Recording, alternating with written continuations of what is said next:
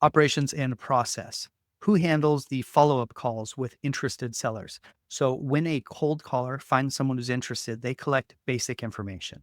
Then it goes into the CRM and our lead manager calls to build rapport and to qualify the lead by finding motivation. So with cold calling or texting or even a lot of mailing, there's just a lot of tire kickers. People don't know. I want to know how much my property's worth. I want you to go do work for me.